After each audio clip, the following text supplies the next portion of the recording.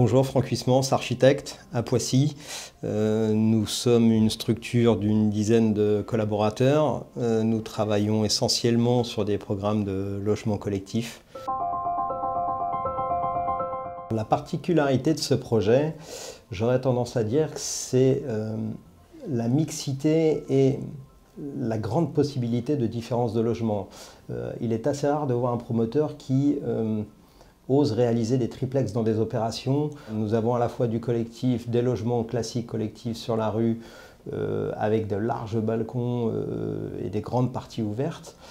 Sur la partie arrière de l'opération, on va proposer des triplex et des petits logements, mais qui vont avoir des parties privatives à rez-de-chaussée avec des logements qui ne sont plus sur l'horizontale mais à la verticale. On a la chance d'avoir un promoteur qui s'est aventuré à faire des logements plus grands que d'habitude et d'offrir des logements atypiques. Aujourd'hui, le duplex ou le triplex sont rares dans les opérations parce que c'est souvent des grands appartements. Là, on a la chance de pouvoir s'étaler sur la partie arrière dans une forme de gabarit de maison individuelle, mais nous sommes plutôt en maison de ville plutôt qu'en appartement standard.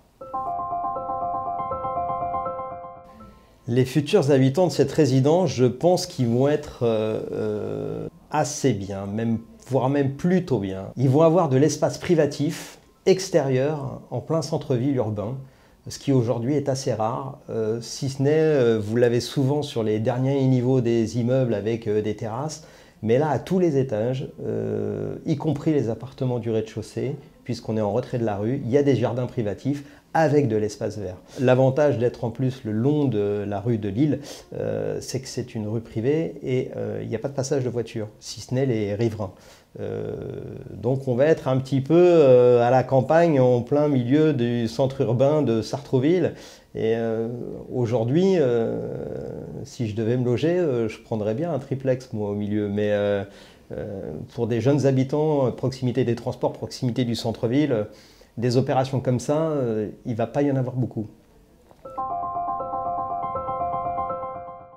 On va, je pense, continuer à augmenter les surfaces de vitrage, les apports en lumière, le mode de chauffage va beaucoup évoluer. Je pense que l'heure du gaz est révolue. Nous allons bientôt revenir à des immeubles 100% électriques ou avec des pompes à chaleur, ce que j'ai connu il y a 25 ans. On le faisait déjà, mais entre-temps, les matériaux se sont améliorés, les isolants sont améliorés, les techniques se sont améliorées. On aura de beaux immeubles dans l'avenir.